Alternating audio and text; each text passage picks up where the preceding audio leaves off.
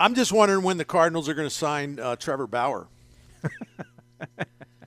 As many as the best, or, I don't know if it's many. There's a percentage of the best fans in baseball who are adamant that they've got to do this. They got to do this. This is pennies on the dollar. Go sign him. I do have a question. The text line said, should the Cardinals have been interested in Correa, Bernie? No, that's not. They're not going to fly that way anyway. They're reverse to risk. There's no way that they were going to get involved in that. They may have if it had been some kind of like 5-year deal. But I can't even say that with confidence. There was a time I thought they should have, but I didn't know how the severity of this ankle issue and the potential risk of this ankle issue. So, again, I probably sound annoyed, and I'm really asking you don't assume I'm annoyed, because I'm not. But the Cardinals need to get front line, top of the rotation starting pitcher or two. If they want to compete in the playoffs, we all obsess over small sample offense in the postseason, which is pretty much meaningless. It just is. If you have your big guns go quiet and silent, you're going to get kicked out of the postseason. It happened to the Phillies when they finally got cooled down by the Astros. They went pretty quickly. The Cardinals, though, can match up pretty well offensively as long as the people that are supposed to hit actually hit. We prefer in our town to blame every hitting coach I've ever known in this town becomes the target of obsession. So we never want to hold the actual hitters, for the guys that Arenado, Goldschmidt, even Pujols, who didn't really do anything in that 2-game series against the Phillies. Jose Quintana pitched very, very well, outpitched. It wasn't Nola, was it? It was who was the Phillies' top starter? It was oh my gosh, Wheeler. Wheeler, yeah, that's right. Right. I was going the guy for the Mets, and I couldn't. Yeah, right. Wheeler. I know. It's like I can't pull these names out. The Cardinals need to be able to. They need to be prepared for a hypothetical postseason, and I ain't talking necessarily about a 2-game series or best of 3. They need to be able to go arm to arm. They need to be able to have firepower on the mound that can at least come close to approximating what other teams who do have that. The Cardinals need to get that or get something really close to it. They just can't keep nibbling their way through postseasons and assuming because they can stack up wins against garbage teams in the Central that they'll be able to do that against the Phillies and the Mets and Dodgers or whomever. So, again, I'm not annoyed, but my point is like I know we all keep, and I've done it too, we all keep coming back to offense. Well, go get this guy. Why didn't they get that guy? Hey, should they make a run of this? Trade for him, No. If you're going to spend those kind of resources, either financially or through prospect capital, you have got to beef up your starting rotation, the quality of it. You just have to. You got to get to where the game's played today. You need power arms at the top, and it's okay to have a couple ground ball specialists in there too, but you got to address this in a significant way. If it's not going to happen now, but what about if it happens this summer, or what if it happens next offseason? I don't know. I'm just saying that's where I want to see their resources go, whether in form of prospects or money. That's really, I'm pretty strong. That's just my opinion. It's a strong opinion. I never mind when anybody else wants to talk about some other stuff like, well, what about this guy, who's not a number 1 starting pitcher? So we'll see. There was a story over the weekend. The Marlins are making have put the word out that four of their pitchers are available for discussions, trade discussions. One of them being Pablo Lopez. So that's intriguing.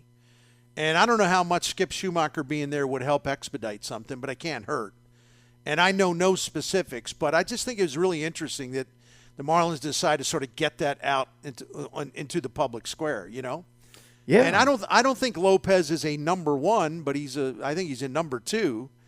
And you got him would have him under control for a couple years, so that he would be an appealing option. We talked about that late last week. He really would be.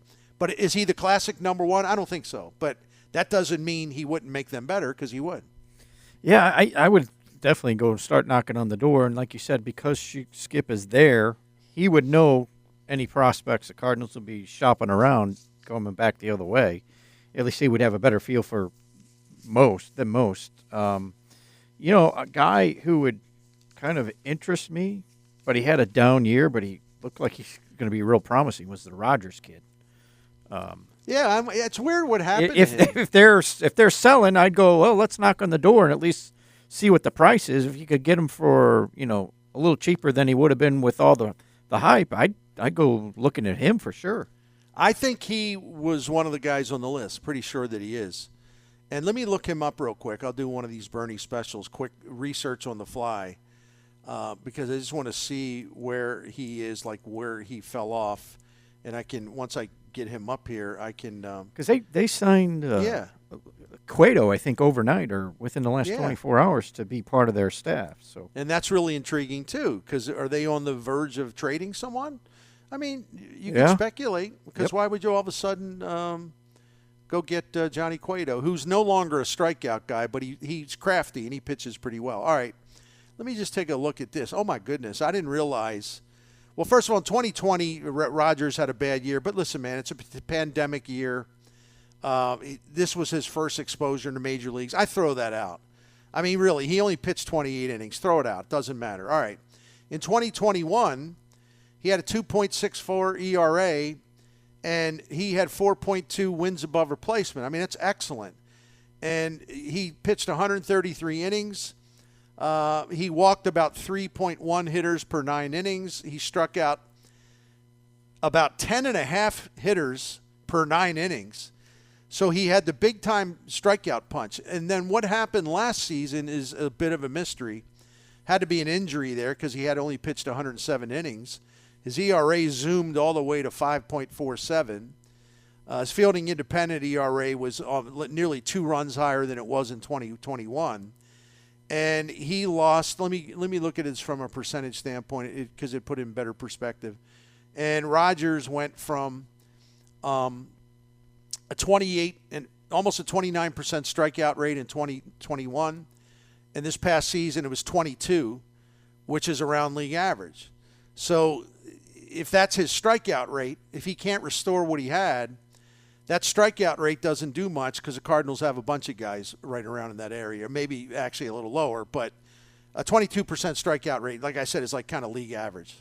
Yeah, as I was just doing a quick research while you're looking it up, he had a lat strain injury that kind of shut him down at some point last year.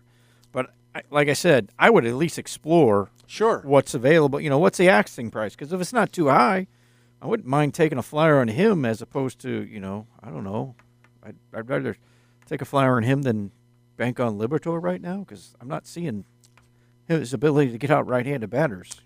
No, and I don't understand. I've been confused by the way the Cardinals have handled him from this standpoint. It's like a lot of these scouts and guys like Keith Law who really follow this stuff closely and they talk to people in the know. They're saying, Liberatore has got a fastball. He doesn't hide it very well. Like hitters pick it up too easily. And I remember Keith Law on our show here, actually right around 2 years ago. And talking about, he's really talented, but, man, he's got a flaw because they can see his fastball coming out of his hand.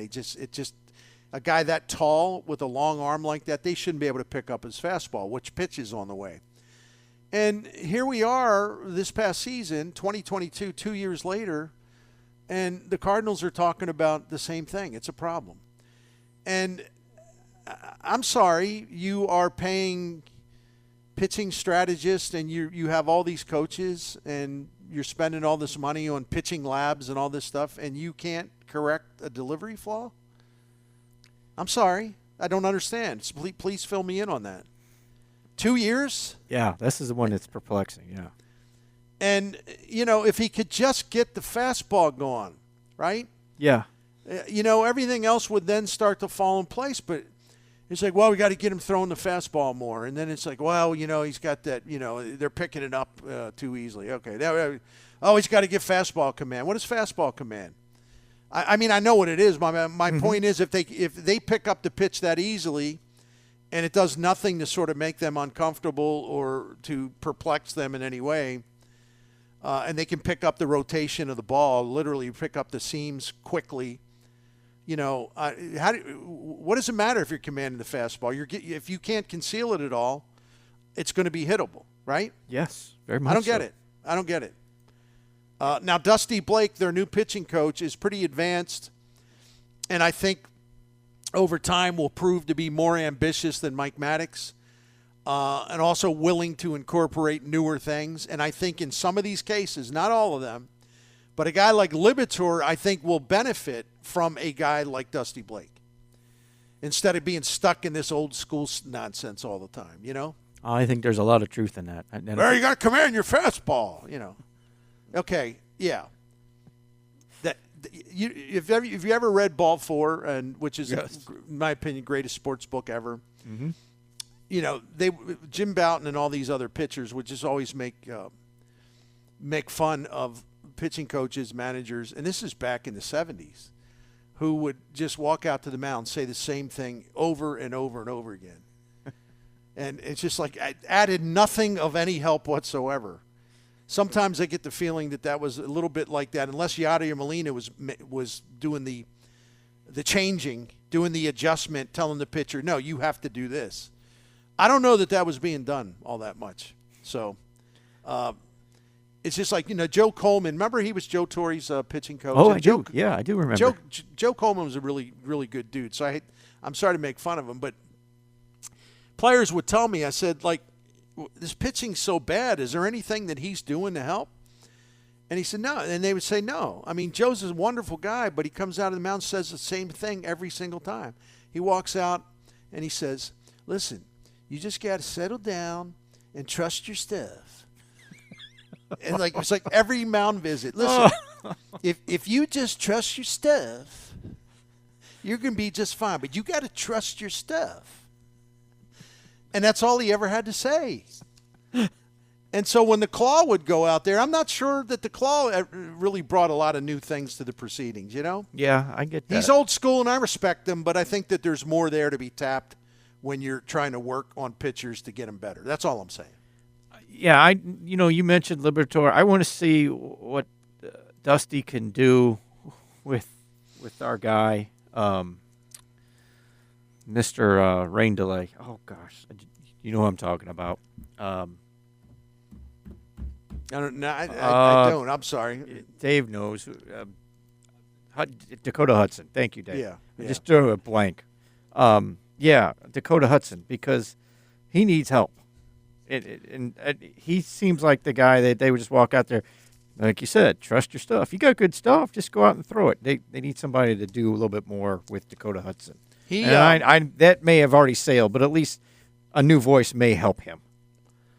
You know, he actually did speed things up, so he was making progress. I just don't know if he's any good. He gets ground balls, and that's a wonderful thing, but there's really nothing else there. He doesn't get him to chase. He gets a bunch of ground balls, 7th highest rate in the majors last year, but that makes him vulnerable to where, you know, hitting them where they ain't, things like that. And, you know, you got to have strikeout punch. He's got none. I mean, I think I mentioned this on the show recently. He had there was 85 starting pitchers in the majors and had thrown at least 130 innings last year. He was like either next to last or dead last in strikeout rate. You're going to the mound with not, you don't have enough in your arsenal. You're just not, it's not going to work. You know, you can be a great ground ball pitcher, which he is, and he got 17 double plays last year. But if you can't get a strikeout when you need it, batted ball luck will eventually bite you in the behind, you know, and that's exactly what happens to him a lot. All right, one thing I want to just check real quick, and then we'll take a break.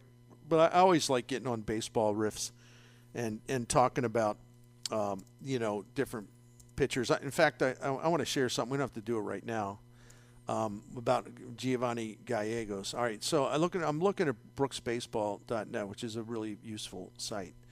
And I want to see, and it's right here, regular season only. So Liberatore, he threw his fastball, 4-seam fastball, 69, almost 70% of the time last year. You know, he threw the changeup 15%, slider 15%, little bit of a sinker, not very often. So, and the thing of it is, I mean, the fastball wasn't horrendous, but it wasn't good either. I mean, he gave up 6 home runs on and 11 doubles, but he also threw so many of them. You know, it ended up being around 200 at bats. But the slugging percentage that he gave up was .377. And I'll be honest, I expected to see much worse. Now, here's the deal, though. Against right-handed hitters, when he threw the four-seam fastball, they hit him for a .443 slugging percentage, 5 home runs, 4 doubles, right? The other stuff worked okay, including the changeup. That's an encouraging sign with Liberatore. His changeup against right-handed hitters was actually really good. Small sample, but it was really good. So he's got some stuff working for him. I don't know why they can't find a way to make that four-seam fastball from his left-handed delivery, why they can't find a way to make that less hittable, you know? It does make me wonder, like, what in the heck? Because I would even question it this far. How did he make it this far as a, quote, prospect if that's an issue? Because if you don't have a fastball, Bernie, you really can't pitch. And listen, he did a tremendous job against left-handed hitters last year, which you would expect. Mm-hmm. And it isn't all of the different pitches. I mean, look, the right-handed batters hit 400 against his slider, but we're talking about 10 at-bats. So you don't, and 700 slug. You just don't, you don't like bank anything on that. It's too small of a sample. But the four-seam, he threw 495 of those to right-handed hitters last year. And like I said, they had a slugging percentage nearly .450 against them with a lot of extra base hits. Little better strikeout pop than I thought. So I think he did, in fairness to him, and I'd like to see him make it because I think could be a pretty exciting talent, make that jump. But in fairness to him, you know, it wasn't as bad as I thought it was, and it's only one pitch that sort of holds him back, you know. And I just find it hard to believe they can't get him in a better track with that fastball. I just don't understand. It doesn't make any sense to me. To your point, if it's one pitch, you would think, okay, he's got a few other things working for him. He should be able to make that work. He's not the same pitcher, but it's kind of like what the Cardinals did with Montgomery when he showed up. Hey, you can't throw this, you can't throw that, or vice versa. What the Yankees told him, he was very, very effective. You would think it wouldn't be that hard to fix or change or just get better at it. Yeah, there's no doubt about it. One more thing since we are on this, and then I'll take a break. We might as well close it out. Since we're having a long baseball conversation, which I always kind of like to do. I've been doing these sequence of reports on Cardinals players in their 2022 season over at scoopswithdannymac.com. I mean, I want to bring more of them to the radio, but I don't do it just like as a straight up review. I do it in a way like where I frame it as like, okay, now what does this tell us about 2023, if anything, and what does he need to do in 2023? So when I did my thing today on Giovanni Gallegos, and Giovanni Gallegos is in really good shape. I mean, he's been really, really good for the Cardinals. He's gone through some ruts, but Marmol handled him much better than Schilt did. And in the second half last season, Gallegos' ERA was really low. Strikeout rate was really good. Schilt burned him out the year before, and in the second half of the season, Gallegos' stuff really backed up. Marmol smartly concluded, well, we got to just avoid burning this guy out. We got to space out his appearances. We can't be so greedy. And he got better results from him, but he's got a problem with his fastball against left-handed hitters, and he's got to clean that up. But the thing, and we've all wondered about this, but I wanted to get some numbers behind it, and these numbers are not complicated. Gallegos is not only the slowest working pitcher on the Cardinals staff in terms of the amount of time in between pitches. There's no one even close to being as bad as he is.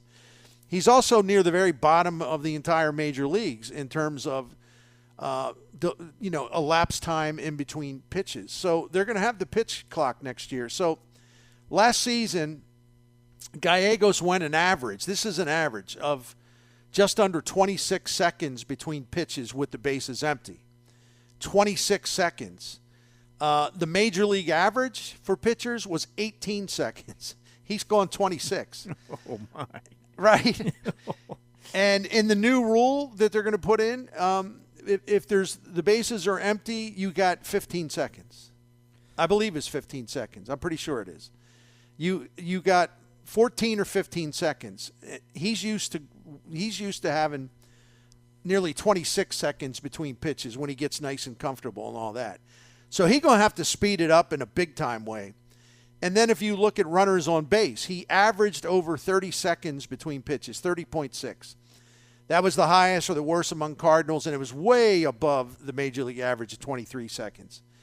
So it's going to be 19 seconds next season with runners on base. Now, how in the hell is he going to be able to shave off all that time and still be effective? That is going to be a big challenge for him.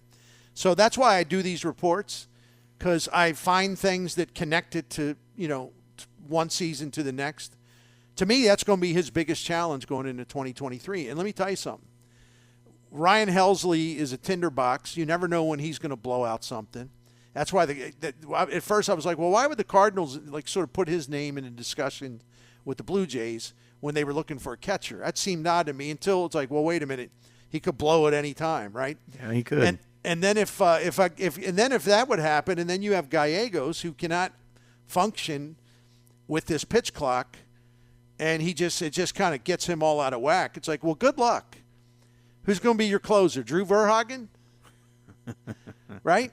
Yeah, I haven't heard that name in a while. So anyway.